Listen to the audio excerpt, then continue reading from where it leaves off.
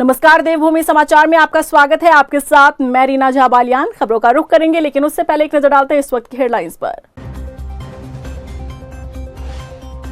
वीर बाल दिवस के मौके पर टिहरी पहुंचे सीएम पुष्कर सिंह धामी। टीला साहिब गुरुद्वारा में टेका मत्था, शहीद साहिबजादों को दी श्रद्धांजलि।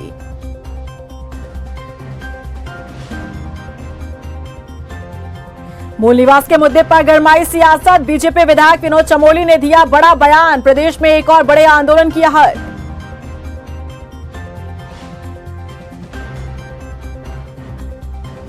रुड़की के मंगलौर में हुआ दर्दनाक हादसा। ईंट भट्टे की दीवार ढहने से 6 मजदूरों की मौत। सीएम धामी ने की मृतकों के परिवार को 2-2 लाख रुपए देने की घोषणा।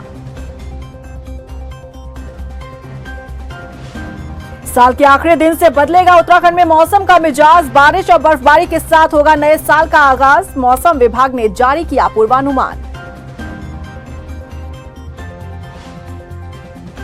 और चलिए खबरों की शुरुआत करते हैं वीर बाल दिवस के साथ। वीर बाल दिवस के मौके पर सूबे के मुखिया पुष्कर सिंह धामी टिहरी दौरे पर रहे, जहां उन्होंने बौराड़ी में टीला साहिब गुरुद्वारे में मत्था टेका और प्रदेश की सुख समृद्धि की कामना की। गुरुद्वारा साहिब में लोगों को संबोधित करते हुए सीएम धामी ने आज के दिन को ऐतिहासिक बताया और शहीद साहिबजादों को स्मरण कर श्रद्धांजलि दी। इस कार्यक्रम के बाद मुख्यमंत्री धामी रोड शो में शामिल हुए, जहां लोगों का हुजूम उमड़ पड़ा।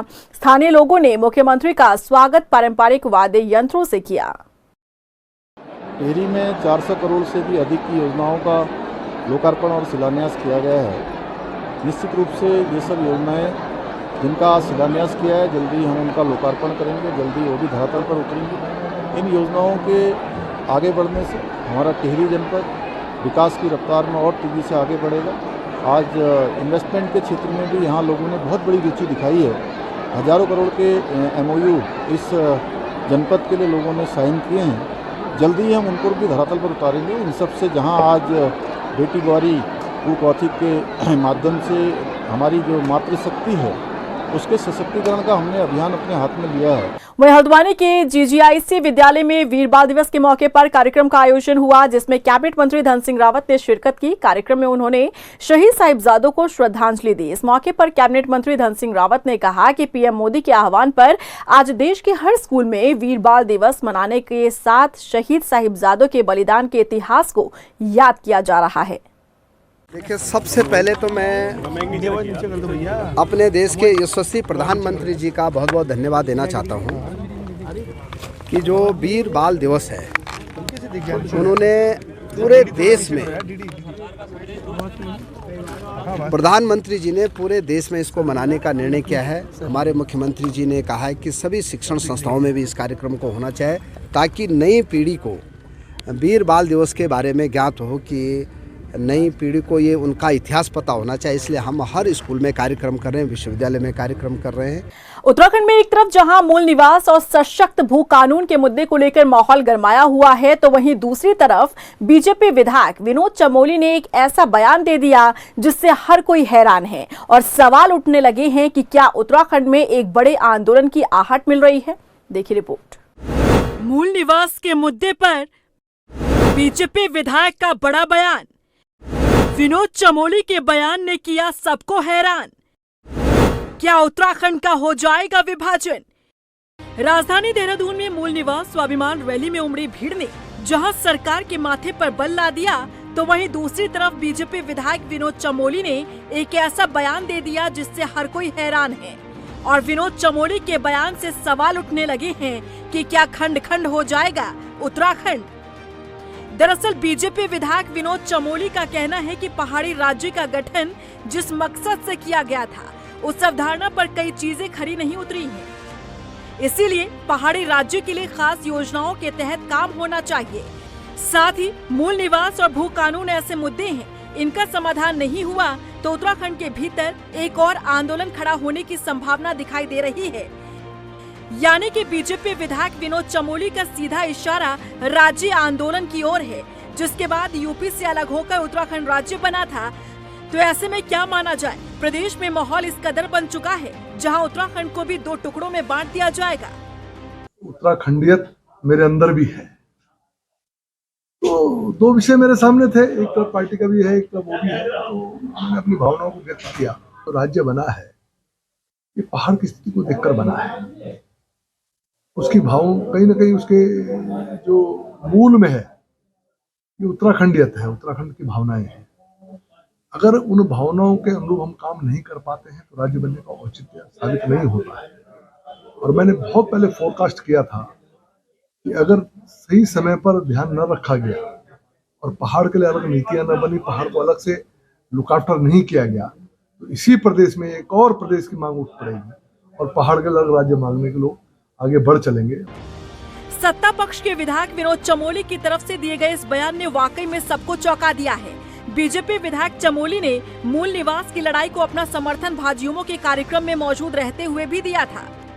उन्होंने अपने बयान से इशारा दिया कि बीजेपी के अनुशासन से बंधे होने के कारण वो मूल निवास के मुद्दे पर हो रही महारैली का हिस्सा नहीं बन पाए।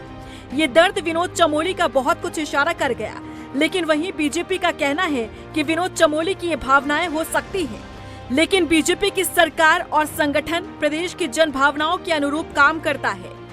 देखिए, वो उनकी अपनी निजी जन भावनाएं हो सकती हैं, लेकिन हमारे भारतीय जनता पार्टी का प्रत्येक कार्यकर्ता और हमारे भारतीय जनता पार्टी की सरकार जो उत्तराखंड राज्य के कोई भी लोग उत्तराखंड में रहते हैं, उनके हितों के लिए, उनकी भावनाओं के अनुरूप राज्य में क्या होना चाहिए, उसके लिए हम कृत संकल्पित हैं। उनके हितों के लिए हम कृत संकल्पित हैं, यही हमारा लक्ष्य भी है। मुख्य विपक्षी दल कांग्रेस का कहना है कि विनोद चमोली ने जो बयान दिया वो सही है, क्योंकि जब जनभावनाओं की अनदेखी होती है तो निष्कर्ष कुछ भी निकल सकता है। लेकिन विनोद चमोली को तुरंत बीजेपी से इस्तीफा देकर आंदोलनकारियों का समर्थन कर सशक्त भू कानून और मूल निवास के मुद्दे की लड़ाई लड़नी चाहिए। देखिए, विनोद चमोली जी ने जो बात कही है बिल्कुल सही बात है। जन भावना का अगर सम्मान नहीं होगा, जन भावना के अनुसार अगर सरकार कानून नहीं बनाएगी तो निश्चित तौर पर इसके कई दुष्परिणाम हो सकते हैं। विनोद चमोली जी राज्य आंदोलनकारी रहे हैं, वो जनभावना को समझते हैं, लेकिन मेरी समझ में नहीं आ रहा है कि वो इतनी पीड़ा में भी, क्योंकि उनकी पार्टी लगातार राज्य आंदोलन को भी कमज़ोर करने का काम करती रही। अब आपने देखा कि जिस तरीके से भू कानून की मांग को जो रैली निकाली गई, उस दिन भाजपा पैरेलल कार्यक्रम कर रही थी, आंदोलन को कमज़ोर करने की कोशिश कर रही थी। उसके बाद भी वो भाजपा में डटे हुए हैं। उनको तो भाजपा से इस्तीफा दे करके राज्य आंदोलनकारियों की मांगों के समर्थन में कूद जाना चाहिए, और मुझे लगता है ये जन भावना भी है। देखिए, इसमें कोई बात नहीं है कि उन पर, क्योंकि उत्तराखंड राज्य आंदोलन के दौरान रासुका उस बंदे ने झेली है, वो विधायक की एक पीड़ा थी। उन्होंने किसी न किसी तरह से मैंने भी उस चीज़ को देखा कि उन्होंने अपनी भावना व्यक्त करी है। लेकिन निश्चित रूप में क्योंकि अब राज्य बन चुका है और राज्य बनना इतना आसान नहीं होता है। 42 से ऊपर सांसद देने के बाद इस राज्य को कैसे तरीके से इंफ्रास्ट्रक्चर तो तैयार किया गया, 13 जिलों में इसको लाया गया। अब तो नीति नियम बना के इसी राज्य को हमें संवारना पड़ेगा, क्योंकि दिशा कहाँ जाने वाली है ये तो भविष्य के गर्त में है। ये बीजेपी विधायक विनोद चमोली के इस बयान से एक नई बहस छिड़ चुकी है कि क्या वाकई में उत्तराखंड 2 टुकड़ों में बंट जाएगा। उत्तराखंड में पहाड़ और मैदान को लेकर सियासत किसी से छिपी नहीं है। ऐसे में मूल निवास के मुद्दे पर जब विनोद चमोली ने इशारा किया नए आंदोलन का, तो इस सियासत को हवा मिलने लगी। हालांकि विनोद चमोली ने किस और इशारा करते हुए ये बयान दिया वो बेहतर समझ सकते हैं, लेकिन विनोद चमोली के इस बयान से ज्यादा नजरें उत्तराखंड में आम लोगों की सरकार पर लगी हुई है कि आखिर मूल निवास और भू कानून को लेकर जो आवाज उठ रही है, सरकार उस पर क्या निर्णय लेती है। लोकसभा चुनाव से पहले उत्तराखंड कांग्रेस के प्रभारी देवेंद्र यादव की छुट्टी कर कुमारी शैलजा को जिम्मेदारी सौंपी गई है। यानी कि उत्तराखंड कांग्रेस को एकजुट करने का भार अब कुमारी शैलजा के ऊपर है। लेकिन क्या कुमारी शैलजा आगे आने वाली चुनौतियों का सामना कर पाएंगी? क्या कांग्रेस में जारी गुटबाजी को रोक पाने में कामयाब हो पाएंगी कुमारी शैलजा? देखिए इस रिपोर्ट में। कुमारी शैलजा के हाथ कांग्रेस की जिम्मेदारी। शैलजा बनी उत्तराखंड कांग्रेस प्रभारी। देवेंद्र यादव की छुट्टी, कुमारी शैलजा की एंट्री। क्या उत्तराखंड कांग्रेस की खत्म होगी गुटबाजी? उत्तराखंड कांग्रेस की आपसी लड़ाई किसी से छिपी नहीं है। कांग्रेस की हार का कारण भी अंतर्कलह और पार्टी के भीतर घमासान को माना जाता रहा है। न सिर्फ नेताओं के बीच मनमुटाव, बल्कि उत्तराखंड कांग्रेस के प्रभारी रहे देवेंद्र यादव को लेकर भी पार्टी नेताओं के सुर तल्ख रहे हैं। यही कारण है कि विधानसभा चुनाव के बाद से ही देवेंद्र यादव को हटाने की मांग जोर पकड़ने लगी थी। लेकिन उत्तराखंड कांग्रेस की ये मुराद अब जाकर पूरी हुई है, क्योंकि उत्तराखंड कांग्रेस के प्रभारी की जिम्मेदारी देवेंद्र यादव से वापस ले ली गई है और कुमारी शैलजा को उत्तराखंड कांग्रेस का नया प्रभारी बनाया गया है। यानी कि कुमारी शैलजा के सामने उत्तराखंड कांग्रेस की परफॉर्मेंस को इम्प्रूव करने के साथ साथ पार्टी के भीतर चल रही गुटबाजी को दूर करने की भी चुनौती रहने वाली है। उत्तराखंड से पहले कुमारी शैलजा छत्तीसगढ़ की प्रभारी रही, लेकिन वहां उनके ऊपर छत्तीसगढ़ विधानसभा चुनावों में उम्मीदवारों की टिकटों को बेचने के गंभीर आरोप लगे, जिसके बाद उन्हें वहां से हटाकर उत्तराखंड कांग्रेस का प्रभारी बना दिया गया। जानकार मानते हैं कि कुमारी शैलजा को सिर्फ यहां एडजस्ट किया गया है। वो पहाड़ में कितना समय दे पाएंगी या कांग्रेस को संजीवनी दे पाएंगी, ये बड़ा सवाल है। बहरहाल शैलजा की नियुक्ति से प्रीतम सिंह गुट काफी खुश नजर आ रहा है, क्योंकि देवेंद्र यादव भी पिछले साल हुए विधानसभा चुनावों के बाद विवादों में घिरे रहे। देवेंद्र यादव के कार्यकाल में विधानसभा चुनाव में कांग्रेस 11 से 19 सीटों पर जरूर पहुंची, लेकिन हवा का रुख कांग्रेस की ओर होने के बावजूद वो जीत के जादुई आंकड़े तक पहुंच नहीं पाई। इतना ही नहीं, विधानसभा चुनाव की हार के बाद चंपावत और बागेश्वर उपचुनाव में भी वो कोई करिश्मा नहीं दिखा पाए। प्रभारी होने के बावजूद देवेंद्र यादव कई अहम मौकों पर उत्तराखंड से दूर रहे। प्रभार वाले राज्य में उनकी अनदेखी को लेकर पार्टी कार्यकर्ताओं के बीच अक्सर सवाल खड़े होते रहे। वरिष्ठ कांग्रेस नेता प्रीतम सिंह की अगुवाई वाला गुट देवेंद्र यादव का खुलेआम विरोध करता रहा और देवेंद्र यादव को प्रभारी पद से हटाने की मांग करता रहा। अब जब देवेंद्र यादव की विदाई हो चुकी है, तो ऐसे में सवाल ये है कि विवादों में घिरी रही कुमारी शैलजा क्या उत्तराखंड में कांग्रेस के सभी धड़ों को एकजुट कर पाएंगी? शैलजा जी के आने से एक उम्मीद बढ़ी है, क्योंकि सीनियरिटी काफ़ी है। वो महिला कांग्रेस के अध्यक्ष भी रही हैं, दिल्ली में राज्य मंत्री रही हैं केंद्र सरकार में, और कैबिनेट मिनिस्टर भी रही हैं मनमोहन सिंह जी की सरकार में।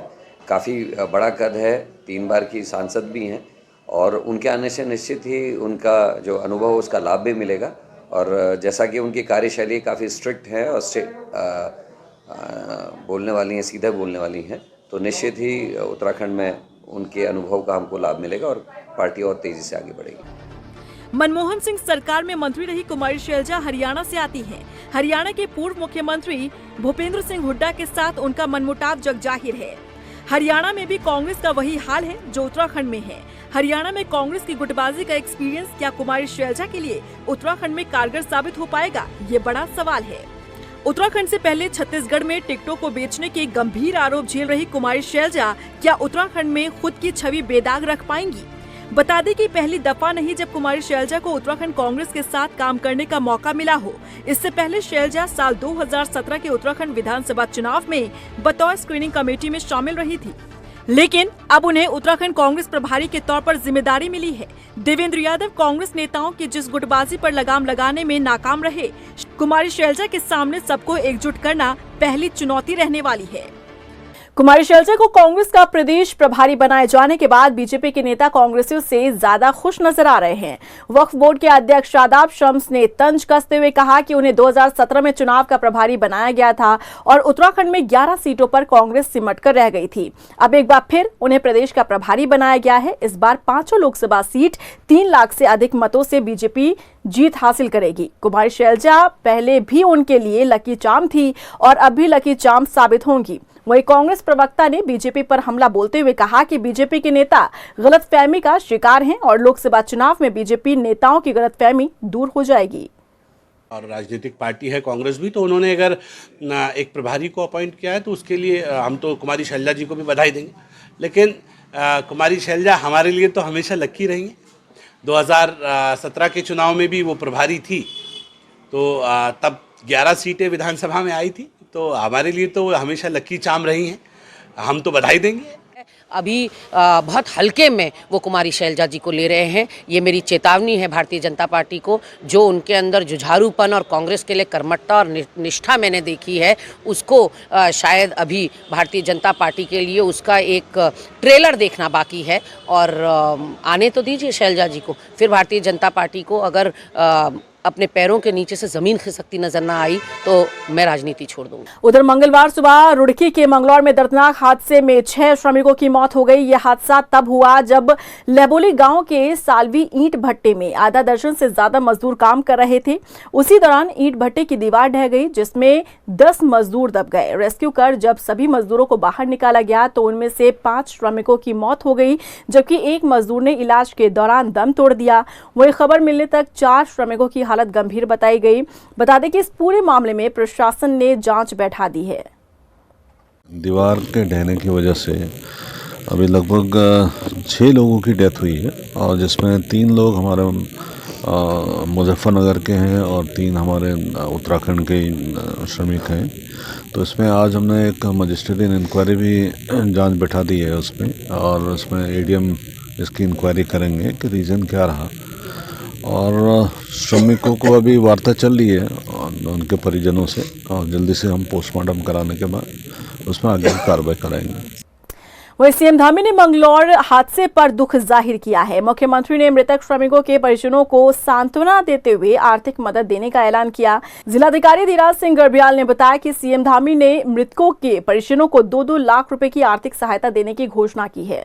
इसमें देखिए जो 6 लोगों की डेथ हुई है उनके लिए माननीय मुख्यमंत्री जी ने घोषणा की है कि वो प्रत्येक जो मृतक परिवार हैं उनको 2-2 लाख रुपए की धनराशि वो देंगे।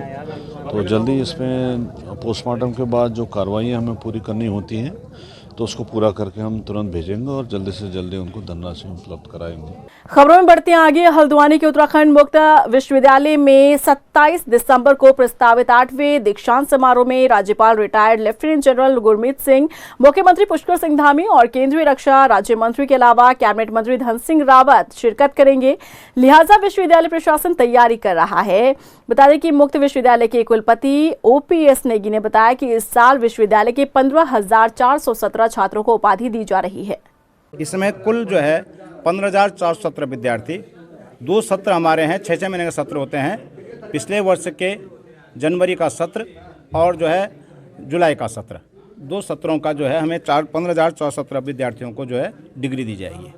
कौन-कौन लोग शामिल होंगे? इसमें जो है मुख्य अतिथि के रूप में माननीय मुख्यमंत्री शामिल होंगे, अध्यक्षता प्रदेश के राज्यपाल करेंगे तथा विशेष अतिथि के रूप में राज्य के उच्च शिक्षा मंत्री डॉक्टर धन सिंह रावत जी तथा माननीय सांसद केंद्रीय रक्षा राज्य मंत्री और केंद्रीय रक्षा पर्यटन मंत्री शामिल होंगे। उत्तराखंड PWD विभाग ने प्रदेश की सड़कों में पैच वर्क सहित तमाम कार्यों को तय समय पर पूरा कर लिया है। PWD के विभाग अध्यक्ष दीपक कुमार ने बताया कि सड़कों के निर्माण की प्रक्रिया और पैच वर्क में गुणवत्ता को ध्यान में रखते हुए कार्य किया गया है। उन्होंने बताया कि PWD विभाग का फोकस गड्ढा मुक्त सड़क की परिकल्पना को साकार करना है। पुलों के टारगेट हैं हमारे सालाना वार्षिक टारगेट हैं 28 के करीब हैं, जिसमें से हमने जो है 11 के करीब अभी तक पूरे कर लिए, शेष मार्च तक हम पूरे कर लेंगे। इसी प्रकार नवीनीकरण का कार्य है जो रिन्यूअल करते हैं हम 1430 किलोमीटर के अगेंस्ट हमने मोटा 1000 किलोमीटर तक जो है अभी अचीव कर लिया है। बाकी चूँकि वो बिटुमिनस वर्क होता है तो फरवरी मार्च में वो कंप्लीट कर लिया जाएगा। और गांव संयोजकता में भी हमारे अगर 58 विलेजेस थे तो उसमें से 40 हमने अब तक जोड़ लिए हैं और बैलेंस विलेजेस को हम मार्च तक हमें अचीव करना है। बात अब मौसम की करते हैं। उत्तराखंड के लिए मौसम विभाग ने पूर्वानुमान जारी किया है। बता दें कि राज्य में 31 दिसंबर से मौसम बदलने वाला है। मौसम वैज्ञानिक रोहित थपलियाल के मुताबिक उत्तराखंड में नए साल से पहले बारिश के आसार हैं। उन्होंने बताया कि राज्य के अधिक ऊंचाई वाले इलाकों में बर्फबारी की संभावना है। बता दें कि अगर मौसम विभाग का पूर्वानुमान सही साबित होता है तो उत्तराखंड में नए साल की शुरुआत कड़ाके की ठंड के साथ होगी। देखिए, अगर आगे 3-4 दिन की बात करें तो जो है उत्तराखंड में मौसम शुष्क रहेगा और अगले 1-2 दिन में देखेंगे जो उत्तराखंड के मैदानी क्षेत्र हैं, विशेषकर जो हरिद्वार और उधम सिंह नगर है, वहाँ पे सुबह के वक्त कोहरा छाने की उम्मीद है। तो मॉडरेट से लेकर डेंस जो है फॉग मिलने की संभावना है।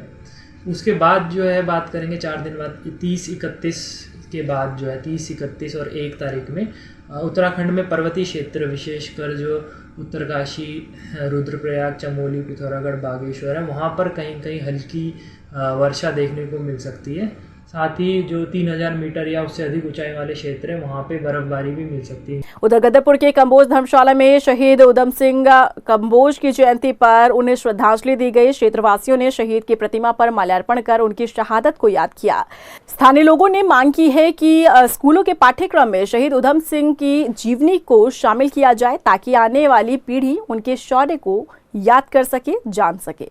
देश के लिए जितनी बड़ी कुर्बानी शहीद उधम सिंह ने दी है उसको भुलाया नहीं जा सकता। और मैं आपके चैनल के माध्यम से जो हमारी सरकारें हैं, जो हमारे नुमाइंदे हैं, जो हमारे रहनुमाई करते हैं, उनको ये संदेश देना चाहूँगा कि जिन लोगों ने अपना सर्वस्व निछावर कर दिया, जिन्होंने अपनी अल्प आयु में जाके एक बहादुरता, वीरता का, बहादुरी का संदेश भेजा, उन लोगों को नज़रअंदाज नहीं किया जाना चाहिए। राजधानी देहरादून की नेहरू कॉलोनी में महिंद्रा शोरूम से हुई चोरी का दून पुलिस ने 24 घंटे में खुलासा किया है। एसपी सिटी ने मामले में जानकारी देते हुए बताया कि आरोपी को दौड़वाला के पास से गिरफ्तार किया है। उन्होंने बताया कि आरोपी के कब्जे से 31 लाख रुपए से ज्यादा का कैश बरामद हुआ। पुलिस ने बताया कि आरोपी इससे पहले भी चोरी के मामले में जेल जा चुका है। एक संदिग्ध व्यक्ति की जो है आइडेंटिफिकेशन की गई, जिसका कि इस चोरी में संलिप्त होने के बारे में सूचना प्राप्त हुई। ये जो अभियुक्त है दीपक कुमार, ये पूर्व में भी जेल गया हुआ है और इसके द्वारा इस घटना को कारित किया गया था। इसके बाद इसने जो चोरी में लगभग 32 लाख रुपए जो वहाँ से चुराए गए थे, उसमें से लगभग 31 लाख के रुपयों की बरामदगी हुई है, जो कि इसके द्वारा घटना के पश्चात अपनी बहन के घर में छुपाए गए थे। घटना में चोरी गए जो माल है वो बरामद कर लिया गया है और अभियुक्त को न्यायिक रिमांड पे प्रस्तुत किया जा रहा है। उधम सिंह नगर के दिनेशपुर में पुलिस ने 18 किलो से ज्यादा कछुए के मांस के साथ आरोपी को गिरफ्तार किया है। पुलिस क्षेत्र अधिकारी तापेश कुमार ने बताया कि आरोपी क्षेत्र में मांस बेच रहा था, उसी दौरान उसे हिरासत में लिया गया। बता दें कि पुलिस ने आरोपी के खिलाफ वन अधिनियम के तहत कार्रवाई की है। कछुआ का यहाँ पर हमारे दिनेशपुर क्षेत्र में काफी इसके मांस को लेकर के प्रचार प्रसार है, इसके खिलाफ एक अभियान चल रहे हैं। तो इसी के अंतर्गत कल 25 दिनांक को एक अभियुक्त गिरफ्तार हुआ है। 18 किलो से ज़्यादा का उसके पास कछुए का मांस बरामद हुआ है। तो उसको पकड़ के सारी फर्द वगैरह बना करके हमने आगे की विधिक कार्रवाई शुरू कर दी है। पौड़ी में पुलिस ने नशा मुक्ति के खिलाफ अभियान छेड़ा हुआ है। एसएसपी श्वेता चौबे ने बताया कि पिछले 1 साल में पुलिस ने एनडीपीएस एक्ट के तहत 50 से ज्यादा अभियोग पंजीकृत करते हुए 5 किलो से ज्यादा अवैध चरस को बरामद किया। साथ ही 200 किलो से अधिक गांजा बरामद किया गया है। उन्होंने बताया कि अवैध नशा तस्करों के खिलाफ नशे की खरीद फरोख्त पर अंकुश लगाने के लिए पुलिस कड़े कदम उठा रही है। पुलिस द्वारा, कोटद्वार पुलिस द्वारा एक अच्छी कार्रवाई की गई, जिसमें हमारी एएनटीएफ की टीम भी सम्मिलित थी।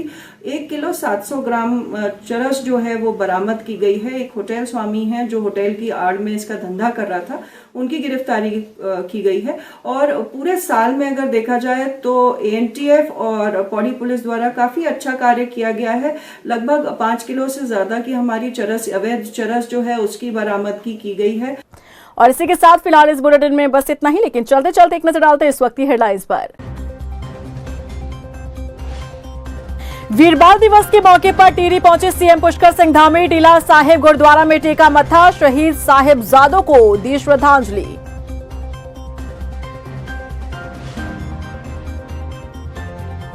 मूल निवास के मुद्दे पर गरमाई सियासत, बीजेपी विधायक विनोद चमोली ने दिया बड़ा बयान। प्रदेश में एक और बड़े आंदोलन की आहट।